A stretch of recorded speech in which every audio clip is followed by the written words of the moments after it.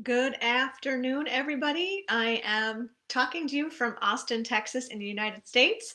It is 3 p.m. here. What I wanted to talk about today is something very important that we're all starting to struggle with even more um, this time of year with all of the sugar and COVID making like a second sweep and all the politics, the election going on. I bet you can probably guess the word that I am going to talk about today. Stress. Stress is very, very, very bad for us. Stress will is responsible for about 80% of disease that we have, and it's also making us very, very overweight. So we have an epidemic in this country, and a lot of it stems from how we handle stress. There are ways that are going to help you manage that, and I'm going to explain that to you a little bit farther down in the video today. So you probably have heard of cortisol. Cortisol is our flight or fight chemical, and it's addictive. And some of us seek it out in a not so healthy way because we're addicted to that feeling of being angry, feeling of being negative, feeling of just being stressed out, like the fidgety people. Um, I wanted to let you know again, I just want to introduce myself. I'm Erica, and I'm a mind and body transformation coach. And this is one of the things that I like to address because if you don't have your stress under control, it's going to be very hard to maintain your weight or lose weight. So, here are some ways to manage some of that stress that we all have, especially this time of year. Is a lot of people want to try to just push stress underneath the rug and ignore it, and that's not the way to manage it. We want to think of it more of like exposure therapy. You want to expose yourself to the stress, not push it away. So it's similar to like when you get an allergy shot, you need to have that introduced to your system in order for it to get used to that being in your system so it learns how to respond to that foreign feeling. Now, obviously, cortisol is not a foreign chemical because it's in our body, but the way we respond to it is a different story.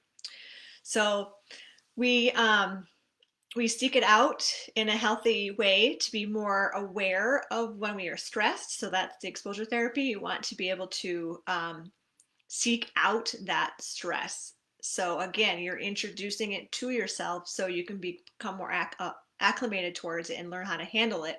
Most people are not even aware that they're stressed. They just think that they're really it's really hard for them to sit down. When they feel relaxed, they think something is wrong and there's something they need to do and they just can't sit down. A lot of times that's just someone being very stressed and not being able to deal with the things that are going on in their life and all of the pressure of being an adult. Um, and they're just all wound up. So that's something you want to expose yourself to stress, but you want to become aware of it first. You want to be aware that you're in a stressful situation. Okay. That bringing awareness is the very first thing that we need to do with anything in our life before we can address it. Just like an alcoholic, right? We have to admit that we have an alcoholic problem before we can even start to fix it. Okay? So the next thing I want you to think about is the next step would be breathing. Breathing in a 666 pattern.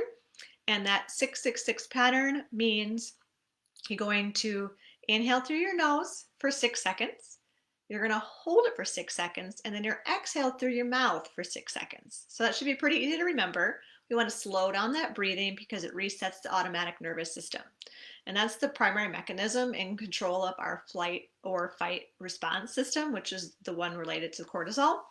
And when it's being overworked, it helps, or not being overworked, it helps fights disease and controls blood pressure, heart rate, digestion, and so much more. Because you can see how they're related to how our health is. So if our autonomic nervous system is jacked all of the time, we've got a elevated heart rate, we have elevated blood pressure, we have digestive problems.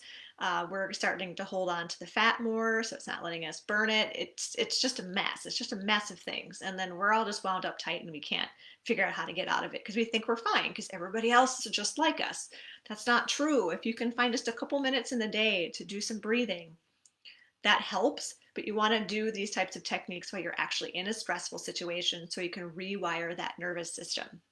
Okay, because it's not the stimulus that's the problem, it's the perception of the stimulus. So it's how we perceive what we're going through. Like, oh my God, I'm so stressed out. Like, oh my God, I'm so stressed. You're like, you just make it worse. It just puts it into a ball of mess. If you can just step back for a moment and ask yourself some questions. What is that stress? What is that feeling trying to tell you? What purpose does it serve? There's always a reason why you feel that way. You just have to think a little bit and let that subconscious bring that answer to you. What resources do you need to feel and react in a different way? So, what's missing that you could think about to kind of reset and calm down the way that you're feeling? And then also ask yourself, what am I learning from this experience?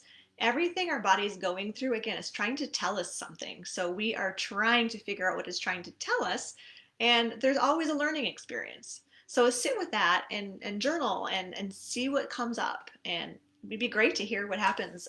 Go ahead and come back to this video and post. Hello, Virginia. Yes, de-stressing techniques. I don't know what time you popped in, but the very first thing you want to do is expose yourself to things that are stressful, but then make sure you're bringing your awareness to it. So it's kind of like getting an allergy shot. You have to have a little bit of the response in your immune system. In this case, it is your autonomic nervous system, so we can learn to rewire it and react appropriately. And then the next one is going to be to breathe, breathing for 666. 666, 6 in through your nose, hold it, 6 out through your mouth. Okay. Okay, so let's see, where was I at? We're gonna do, so I just told you we wanna talk about the questions to ask yourself. Okay, so these are really important. This is like the basis of like subconscious work, is to ask yourself questions and see what comes up. We're too busy and our brains are too crazy for us uh, to really understand what's truly happening inside, because our subconscious knows so much more than our conscious mind, because we're inundated with so much information all day long that the conscious mind can't handle it all. So it basically glumps it all together and makes a general assumption of it, but the subconscious remembers it all. But the conscious brain basically makes an assumption and decides that this is appropriate or not appropriate. I should feel this way. I should not feel that way. So there's a lot more answers deep down below if you let yourself sit down and think about it. So when you ask yourself these questions, it's about a state of gratitude and awareness. So you can rewrite your emotions, which then in turn control your actions. Because every single emotion that we have will evoke an action.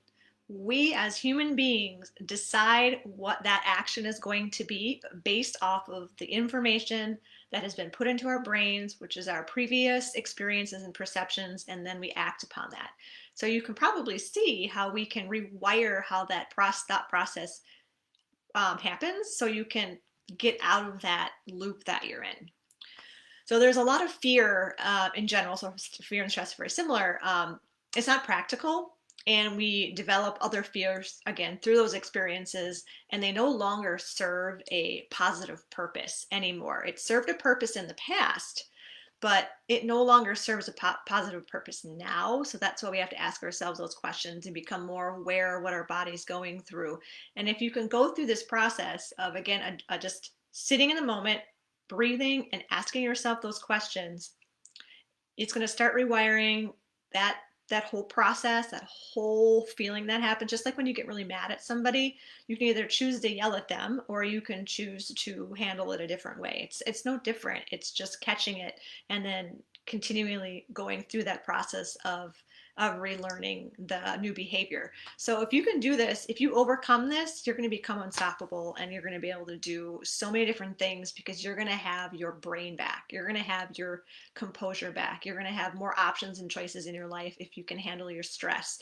You'll be surprised in how much more time that you have available to you if you can learn to control your stress. Our brain is quieter, and that's what we want. We want to be more in the moment and more just in the present moment, so we can prioritize and think about things that are not stressing out all the time. So if you have any questions, go ahead and just type down below. Again, there is a Facebook group if you are a woman 40 or above who wants to learn some techniques and some other ways to do it holistically and through mindset behavior change coaching. That is the place to go. That's where I post all of this stuff. Here I do videos so everyone gets a general awareness. So again, thank you very much for coming this afternoon, and have a great afternoon.